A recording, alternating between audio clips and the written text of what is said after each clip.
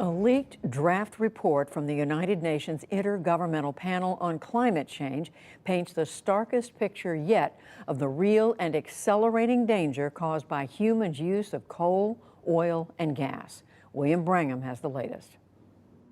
That's right, Judy. This is a draft report, so it may still change. And it was obtained by the AFP, the Agence France Presse. But even so, the report says the threat from climate change is real, it is here, and it is getting worse.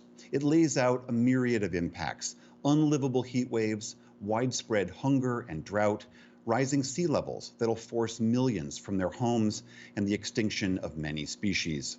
For a UN agency, the draft language is blunt, saying, quote, "The worst is yet to come, affecting our children's and grandchildren's lives much more than our own." For more on all this, we turn to atmospheric scientist Katharine Hayhoe. She's authored over 100 research papers, written many climate reports, and currently teaches at Texas Tech University. She's also the chief scientist for the Nature Conservancy. Professor Hayhoe, very good to have you back on the NewsHour.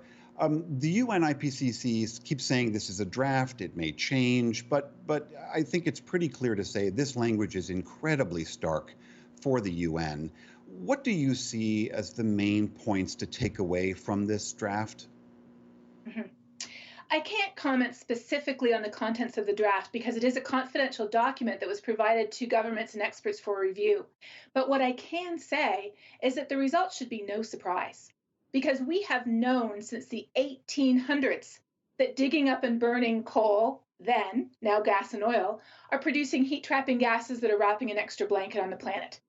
In 1965, scientists were sufficiently concerned about the risks of climate change for humans that they formally warned a US president, and that was Lyndon B. Johnson. The IPCC report on the 1.5 degree target that came out in 2018 was absolutely clear. They said every bit of warming matters, every action matters, every choice matters, and really the time to act is now. It seems that just from we understand of the draft language, that this points to very overtly so many other threads of our lives: the food that we eat, the air that we breathe, whether we can walk outside in temperatures that don't burn us. I mean, it seems like it is stretching to every aspect of what it takes to survive on Earth. That is exactly what is at stake. After the polar bear, we're next. Climate change is not something that needs to be moved up any of our priority lists. The only reason we care about it is because it affects every aspect of our lives, from literally the air we breathe, to the food we eat, to the safety of our homes, to our economy, to the health of our children.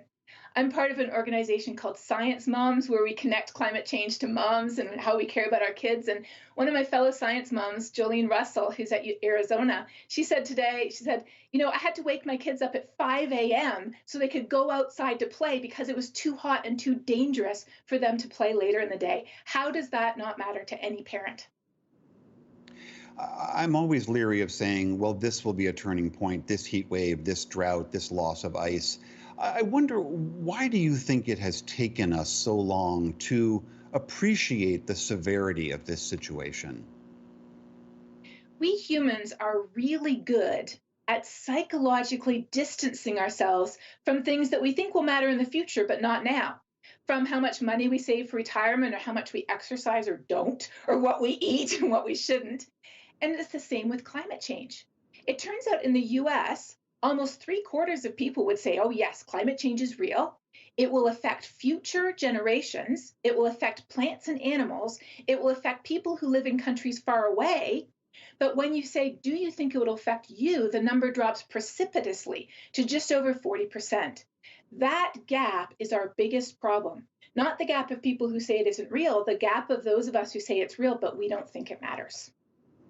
Right. I remember you saying before about how the two great myths are it won't affect me and there's nothing that I can do.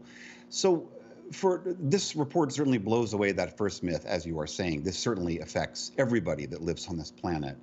What about that second issue, though? For someone who is hearing this news and paying attention to this and despairing, rightly so, what do you say to them? To them, I say, you know what? Every single one of us can make a difference. And here's the amazing thing: it all begins by talking about it, by having a conversation about why it matters, how it connects to what we're already passionate about, whether we're a mom, whether we live in California and we're worried about wildfires, whether we're worried about bigger, stronger hurricanes in the Gulf Coast, whether we're a farmer, whether we're a business owner, whether we care about national security. Talk about why it matters and talk about what we can do to fix it, from individual actions like efficiency, clean energy, electric cars, reducing our meat intake, eating more plants, to much bigger scale. What can our company do? What could our school or university do? How could our place of worship help? How could our city get in on the action? Cities are really where it's at when it comes to climate action. We have to recognize that climate action is not a giant boulder sitting at the very bottom of the hill with only one or two hands trying to push it up an impossibly steep cliff. The boulder is already at the top of the hill. It's already starting to roll down. It's already got millions of hands on it. It just isn't going fast enough.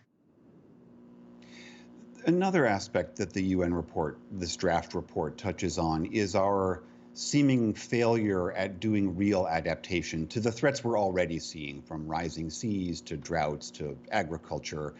What would you counsel governmental leaders to be doing on that front to deal with the threats that are here today, even as we also try to deal with emissions longer term? Absolutely. We no longer have a choice between cutting our carbon emissions or adapting to climate change. We have to do both because the third alternative is suffering. It's as if we've been smoking a pack of cigarettes a day for years and even decades. You might have some spots on your lungs and impaired breathing, but we don't have emphysema, we don't have lung cancer, and we're not dead yet.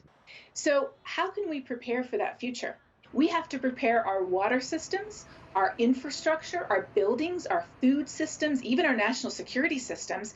We have to prepare them for the changes that are coming. And we're already doing that. Adaptation is already happening. And along the way, it can save us money, it can clean up our air and our water, and it can provide us with much more healthy and livable cities, too. All right, Professor Katharine Hayhoe, always good to see you. Thank you very much for being here. Thank you for having me.